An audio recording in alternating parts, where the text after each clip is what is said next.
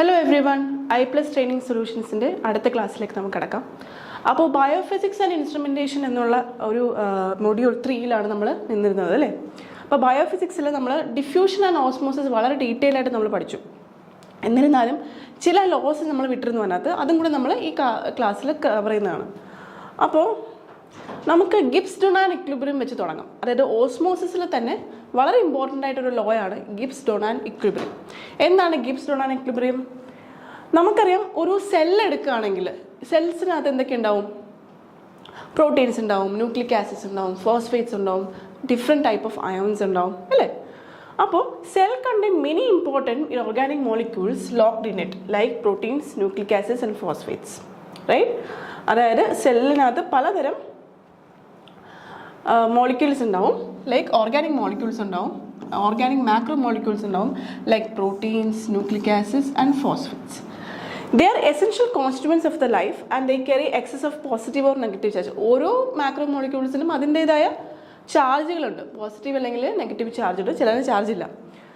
ചിലത് പെർമിയബിൾ ആണ്. പെർമിയബിൾ ആണെന്ന് പറഞ്ഞു കഴിഞ്ഞാൽ ലിപ്പിഡ് ബൈലർ, അതായത് നമുക്കറിയാം ഒരു സെല്ല് ഒരു അനിമൽ സെല്ല് വരയ്ക്കുകയാണെങ്കിൽ if this is A nucleus, നമ്മൾ ഈ സെൽ സ്ട്രക്ചറിനെ കുറിച്ചും പ്ലാസ്മ മെംബ്രെയിൻ സ്ട്രക്ചറിനെ കുറിച്ചും നമ്മൾ ഡീറ്റെയിൽ ആയിട്ട് പഠിക്കും സെൽ ബയോളജി എന്നുള്ള മൊഡ്യൂളിൽ. But anyway you all know that ഈ സെൽ മെംബ്രെയിൻ എന്ന് പറഞ്ഞു കഴിഞ്ഞാൽ സെമി പെർമിയബിൾ ആണ്, സെമി പെർമിയബിൾ മെംബ്രെയിൻ ആണ് അല്ലേ. ഇത് സെമി പെർമിയബിൾ മെംബ്രെയിൻ ആണ്.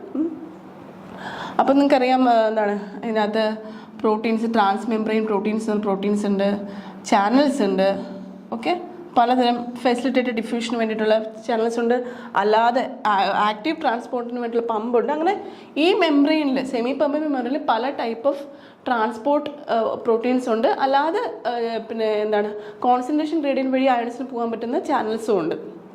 അതായത് വെറുതെ ഡിഫ്യൂഷൻ നടക്കുന്ന പാത്വേസും ഈ ഒരു സെല്ലിലുണ്ട്.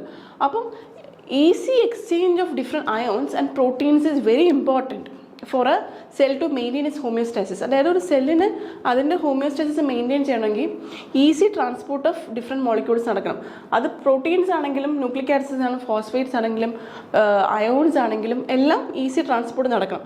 ചിലത് ഈ പറഞ്ഞതുപോലെ like water, for example water എന്ന് പറഞ്ഞു കഴിഞ്ഞാൽ is an important molecule which undergoes passive transport. അതായത് മോസ്റ്റ്ലി ഡിഫ്യൂഷൻ അല്ല ഓസ്മോസിസ് വഴി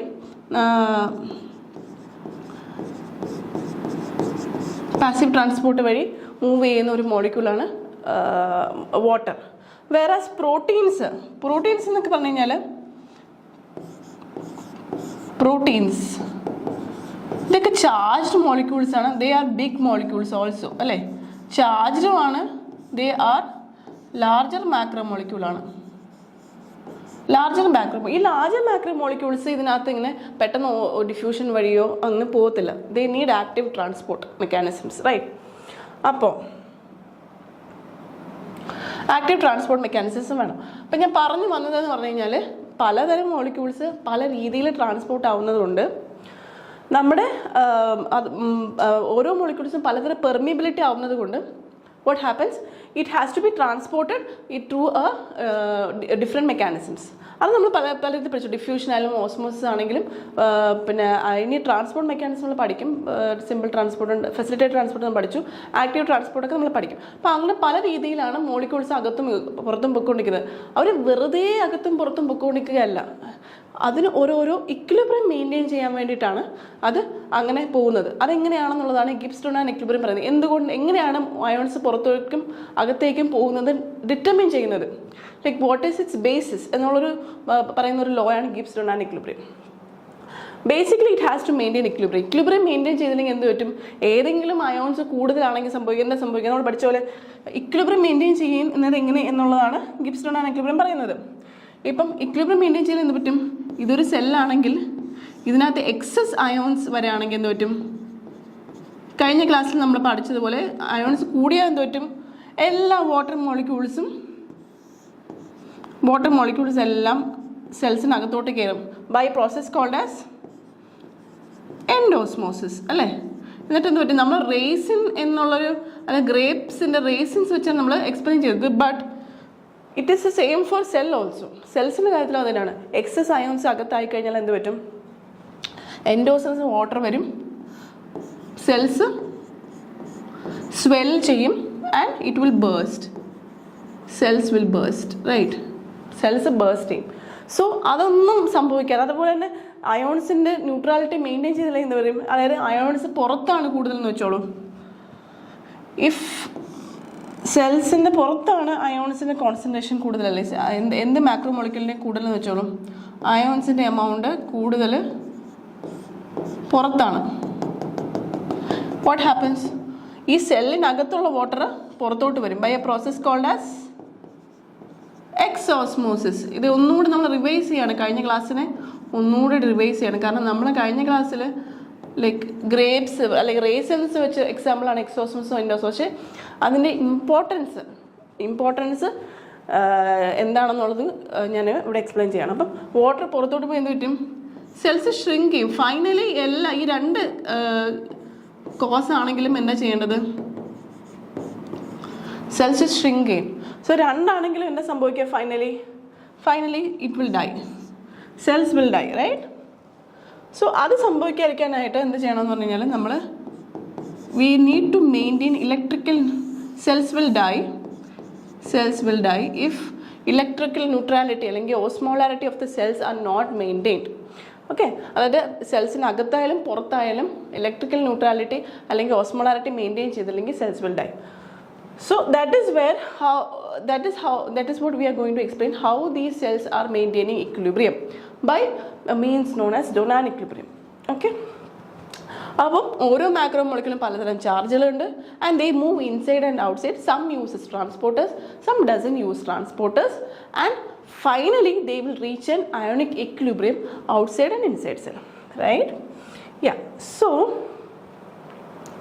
അപ്പോൾ ഞാൻ പറഞ്ഞതുപോലെ നോൺ ഡിഫ്യൂസിബിൾ മാക്രോ മോളിക്യൂൾസും ഉണ്ട് അല്ലേ?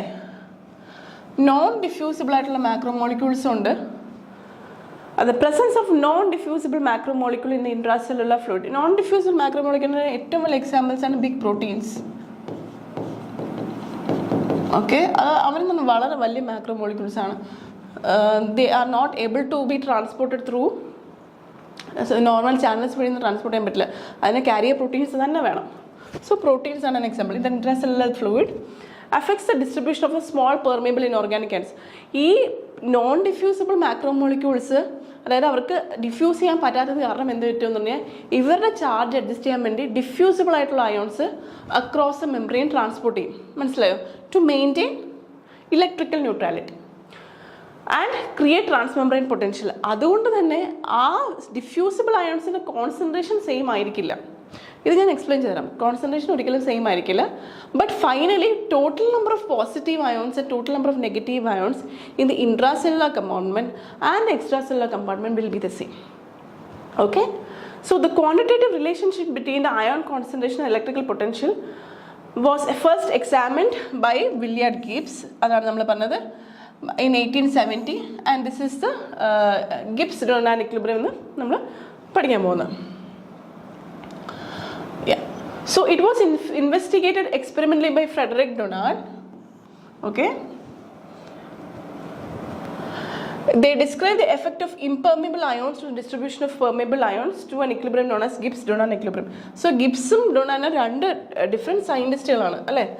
അദ്ദേഹം ഗിബ്സ് എന്നുള്ള സയൻറ്റിസ്റ്റ് കണ്ടുപിടിച്ചത് quantitative relationship between ion concentration and electric potential was first examined in a theoretical work of Willard Gibbs. അതായത് കോൺസെൻട്രേഷനും ഇലക്ട്രിക്കൽ പൊട്ടൻഷ്യലും, അതായത് ഞാൻ പറഞ്ഞില്ലേ അയോൺസ് മൂവ് ചെയ്യുന്നത് കാരണം there happens in electrical potential difference. അപ്പം അത് അയോൺ കോൺസെൻട്രേഷനുമായിട്ട് എന്താണ് ബന്ധം എന്ന് കണ്ടുപിടിച്ച ആളാണ് വില്യാർഡ് ഗിബ്സ്. എന്നാൽ ഡൊണാൻ എന്താണ് കണ്ടുപിടിച്ചത്?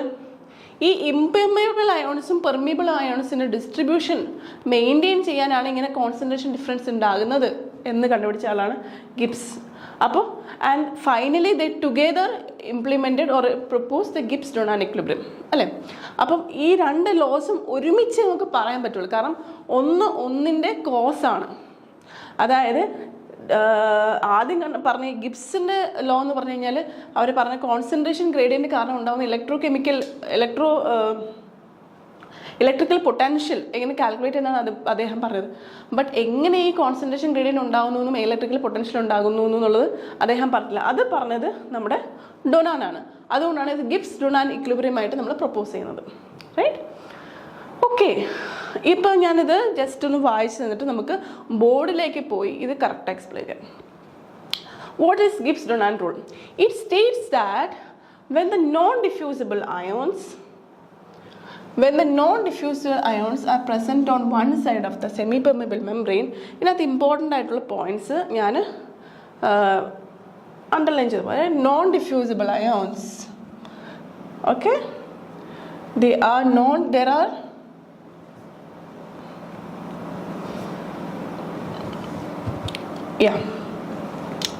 non-diffusible ions അല്ലേ?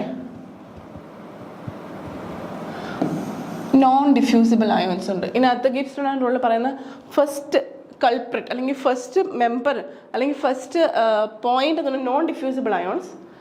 ഇനി പറയുന്ന present on one side of the semi permeable membrane. Next കൾപ്രിറ്റിൻ്റെ സെമി പെർമിയബിൾ. ഇത് എക്സ്പ്ലെയിൻ ചെയ്യണമെങ്കിൽ നമുക്ക് 3 ആൾക്കാരെയാണ് പരിചയപ്പെടേണ്ടത്. ഒന്ന് നോൺ ഡിഫ്യൂസിബിൾ അയോൺസ്, അതായത് ഡിഫ്യൂഷന് ഹെൽപ്പ് ചെയ്യാൻ പറ്റാത്ത അയോൺസ്, പെട്ടെന്ന് അങ്ങോട്ടും ഇങ്ങോട്ടും മൂവ് ചെയ്യാൻ പറ്റാത്ത അയോൺസ് ആണ് നോൺ ഡിഫ്യൂസിബിൾ അയോൺസ്. അത് പാസീവ് ട്രാൻസ്പോർട്ട് വഴി ആ സെമി പെർമിയബിൾ മെംബ്രെയിൻ കടക്കാൻ പറ്റാത്ത അയോൺസോ പ്രോട്ടീൻസോ ഒക്കെ, അതായത് ചാർജുള്ള എന്ത് മോളിക്യൂൾസും, അതായത് non diffusible ions present on one side of the semi permeable membrane. Next നെസസിറ്റിയാണ് സെമി പെർമിയബിൾ മെംബ്രെയിൻ. അതായത് ഗിബ്സ് ഡൊണാൻ എഫക്റ്റ് നടക്കണമെങ്കിൽ നമുക്ക് ആദ്യം വേണ്ട ആളാണ് നോൺ ഡിഫ്യൂസിബിൾ അയോൺസ് ഉണ്ടാവണം. നെക്സ്റ്റ് എന്താണ്? ഒരു സെമി പെർമിയബിൾ മെംബ്രെയിൻ ഉണ്ടാവണം. On one side of semi-permeable membrane, the distribution of the diffusive ions across the membrane will become equal. അതായത് ഇനി അടുത്ത ആളാണ് ഡിഫ്യൂസിബിൾ അയോൺസ്. അപ്പം ഈ 3 കാര്യങ്ങൾ വെച്ചിട്ടാണ് നമ്മൾ ഗിബ്സ് ഡൊണാൻ ഇക്വിലിബ്രിയം പറയുന്നത്. അതായത് നോൺ ഡിഫ്യൂസിബിൾ അയോൺസ് കാരണം സെമി പെർമിയബിൾ മെംബ്രെയിനിൽ കൂടെ അവർക്ക് കടക്കാൻ പറ്റില്ല, നോൺ ഡിഫ്യൂസിബിൾ ആണല്ലോ. അത് കാരണം എന്താ, ഡിഫ്യൂസിബിൾ അയോൺസ് അങ്ങോട്ടും ഇങ്ങോട്ടും മൂവ് ചെയ്ത് എന്ത് ചെയ്യും, അവരുടെ ഡിസ്ട്രിബ്യൂഷൻ ഈക്വൽ ആക്കും. ഓക്കെ, അതാണ് the final distribution of all ions will satisfy 3 requirements. അപ്പോൾ ഫൈനലി ഈ നോൺ ഡിഫ്യൂസിബിൾ അയോൺസ് മൂവ് ചെയ്യാത്തത് കാരണം ഡിഫ്യൂസിബിൾ അയോൺസ് മൂവ് ചെയ്ത് തുടങ്ങുന്നു. And finally what happens, the total number of cation and anion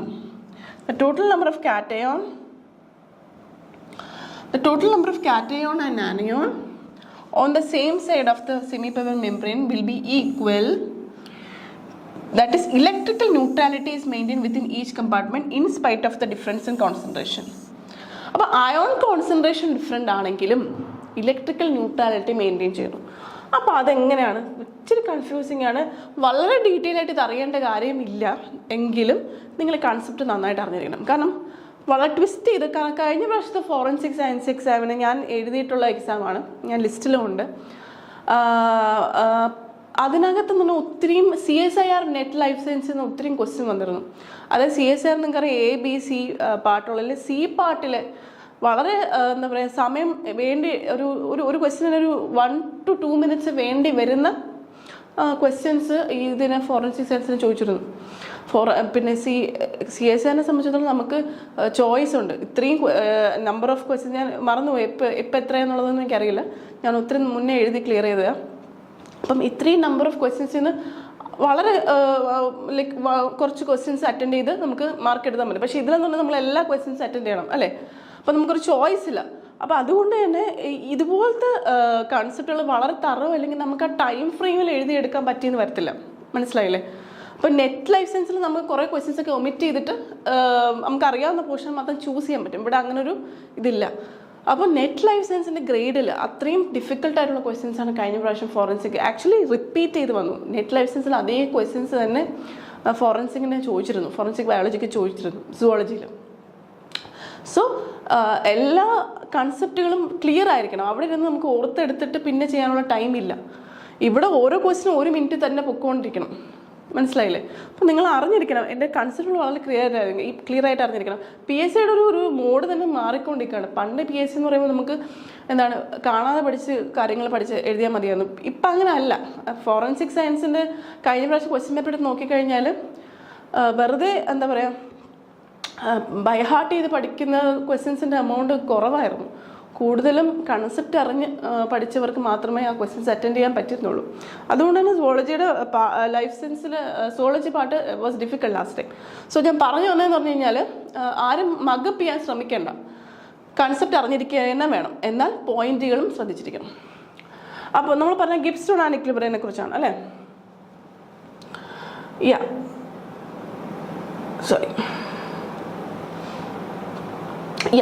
അപ്പം നമ്മൾ ഇതാണ് നമ്മുടെ ലിപ്പിഡ് ബൈലെയർ എന്ന് വിചാരിക്കുക. ലിപ്പിഡ് ബൈലെയർ ഇതിൽ നിന്നൊരു ക്വസ്റ്റ്യൻ ചോദിച്ചു കഴിഞ്ഞാൽ you should be able to explain. അതുകൊണ്ടാണ്, കാരണം ഓസ്മോസിസിൽ ഒരു നല്ലൊരു കൺസെപ്റ്റാണിത്. കാരണം ഇത് വെച്ചിട്ടായിരിക്കും നിങ്ങൾക്ക് ഇനി നോൺ സ്റ്റിക്ക് ഇക്വേഷൻ അതൊക്കെ വരും അടുത്ത പല പല മൊഡ്യൂൾസിലായിട്ട്. നോൺ സ്റ്റിക്ക് ഇക്വേഷൻ ആണെങ്കിലും sodium potassium pump, active transport, അതൊക്കെ നന്നായിട്ട് മനസ്സിലാവും ഈ ഒരു കൺസെപ്റ്റ് നന്നായിട്ട് അറിഞ്ഞിരുന്നാൽ. So this is a lipid bilayer.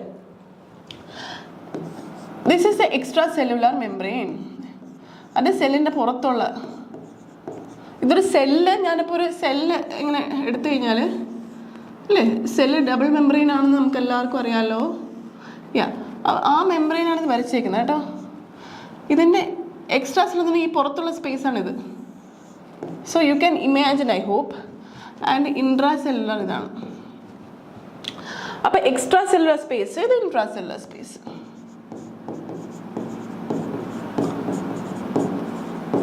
അപ്പോൾ ട്രാൻസ്പോർട്ട് നമ്മൾ പറയുന്നത് അക്രോസ് ദിസ് ലിപ്പിഡ് ബൈലെയർ ആണ് അല്ലേ? ഈ ലിപ്പിഡ് ബൈലെയറിൽ അങ്ങോട്ടും ഇങ്ങോട്ടുമുള്ള ട്രാൻസ്പോർട്ടിനെ കുറിച്ചാണ് പറയുന്നത്. അപ്പോൾ ഇൻട്രാ സെല്ലുലർ സെല്ലിനകത്ത് എന്താണ്? അയോൺസ് ഉണ്ടാവും, വാട്ടർ ഉണ്ടാവും, പ്രോട്ടീൻസ് ഉണ്ടാവും അല്ലേ? അപ്പോൾ ഇതിനെ നമുക്ക് രണ്ടായിട്ട് തിരിക്കാം. സപ്പോസിഡ്ലി ദിസ് ഇസ് ഇത് പെർമിയബിൾ ഗ്രൂപ്പ്. അയോൺസ് എല്ലാം പെർമിയബിൾ അല്ല. ചില അയോൺസ് പെർമിയബിൾ അല്ല, ചില അയോൺസ് പെർമിയബിൾ അല്ല. ബിഗർ അയോൺസ് ഒന്നും പെർമിയബിൾ അല്ല, ചില അയോൺസ് പെർമിയബിൾ ആണ്.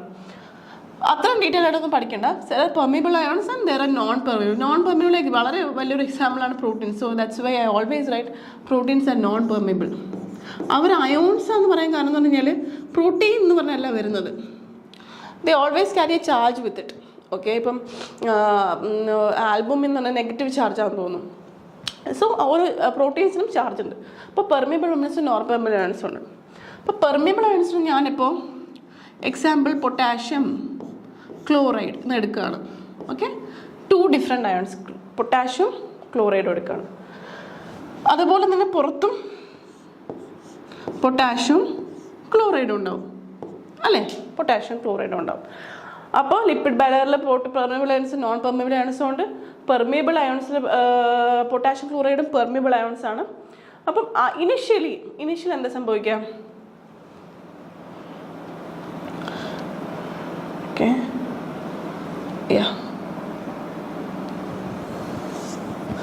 ഇനിഷ്യലി നമുക്കിതൊന്ന് റബ്ബ് ചെയ്തിട്ട് ഒന്നുകൂടെ വരാം. ഓക്കെ,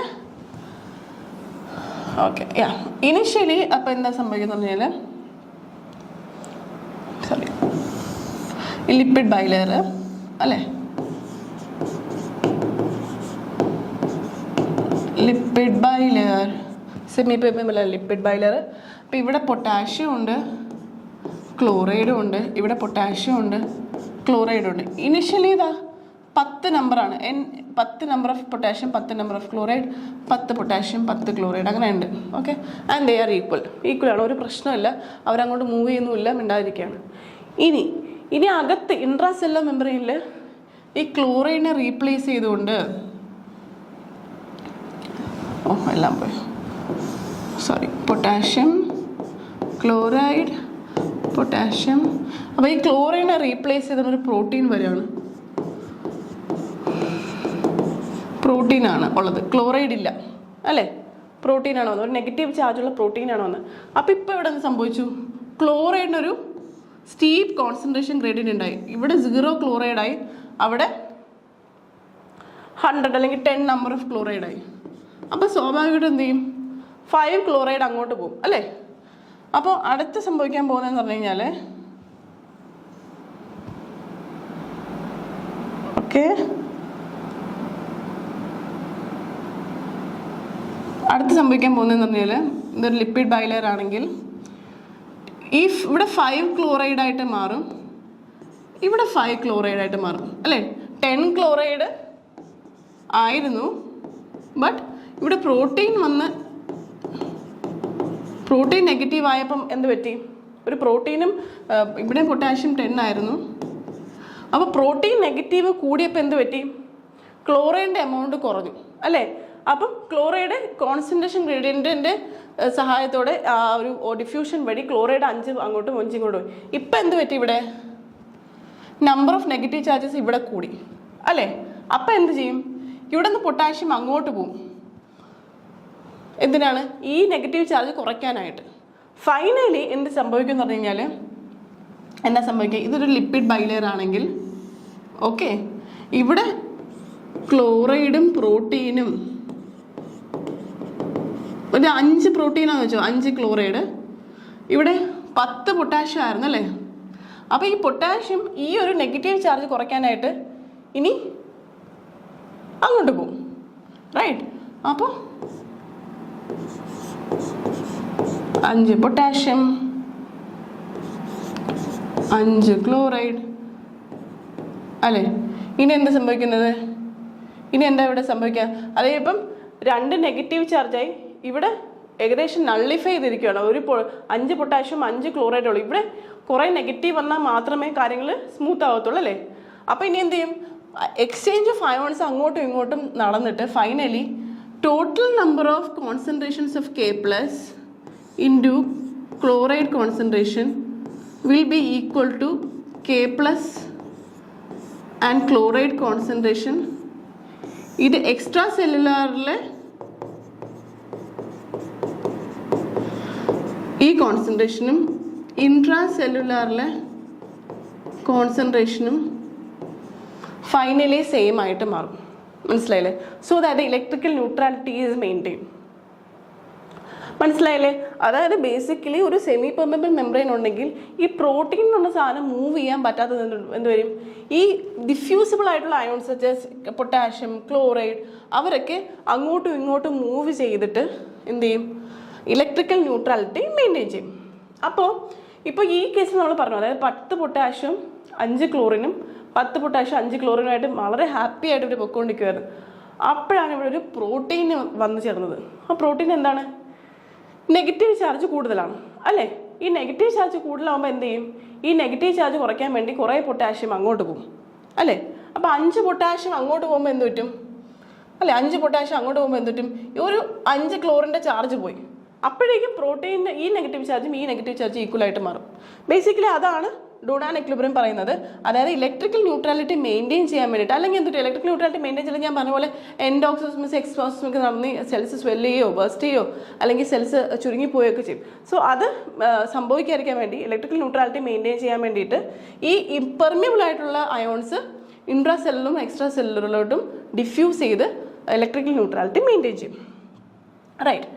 അപ്പോൾ അതാണ് ഡോണാൻ എക്വിലിബ്രിയം പറയുന്നത്.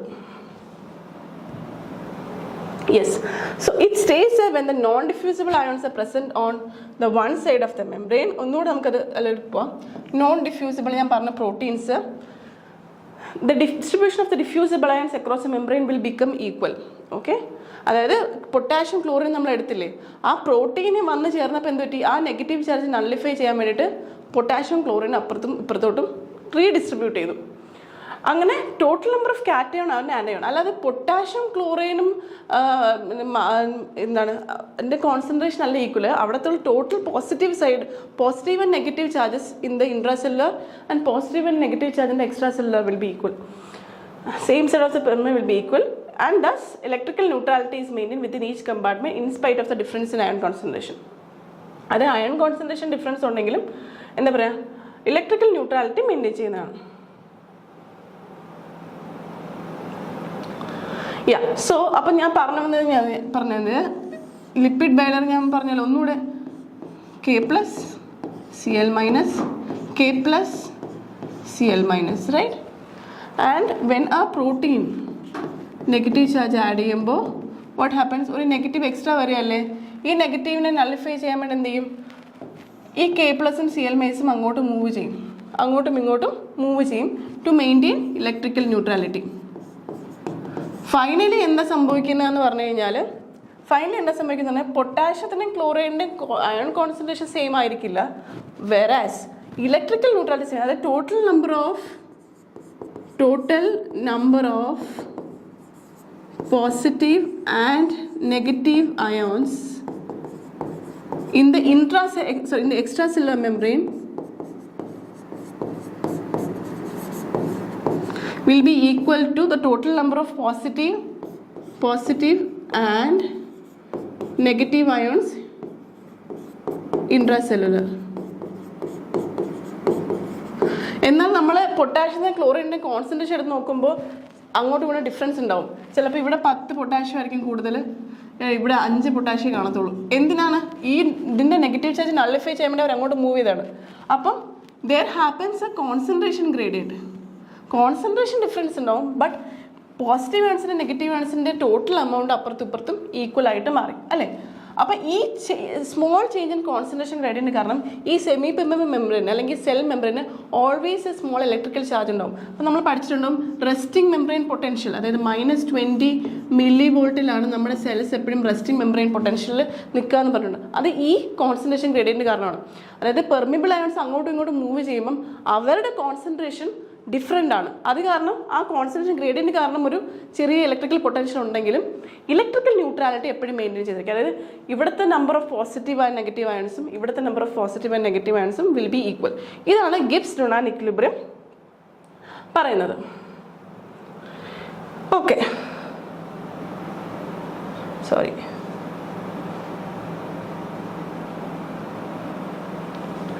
അപ്പോൾ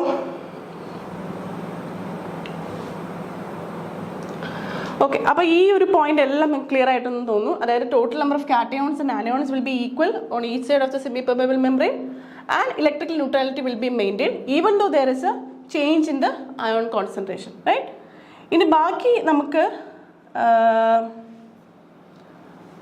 ഓക്കെ ഇതും കൂടെ പറഞ്ഞേക്കാം. അറ്റ് ഗിബ്സ്-ഡൊണാൻ ഇക്വിലിബ്രിയം എന്താ സംഭവിക്കുക?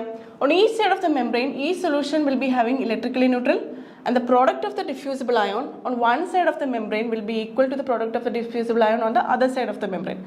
അടുത്ത് വരുന്നതെന്ന് പറഞ്ഞാൽ വേറെ ലോസ് ആണ്. അതായത് ഇതെങ്ങനെയാണ് ഈ മൂവ്മെൻറ്റ് ഓഫ് അയൺസ് കാരണം ഉണ്ടാകുന്ന കോൺസെൻട്രേഷൻ എങ്ങനെയാണ് ഈ സെല്ലിൻ്റെ ഓസ്മോസിസിനെ മെയിൻറ്റെയിൻ ചെയ്യുന്നതെന്നും how is it affecting the cell turgidity എന്നാണ് നമ്മൾ അടുത്ത ക്ലാസ്സിൽ പഠിക്കാൻ പോകുന്നത്.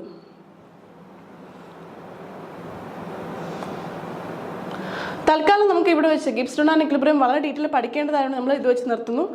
ബാക്കി അടുത്ത ക്ലാസ്സിൽ കണ്ടിന്യൂ ചെയ്യാം.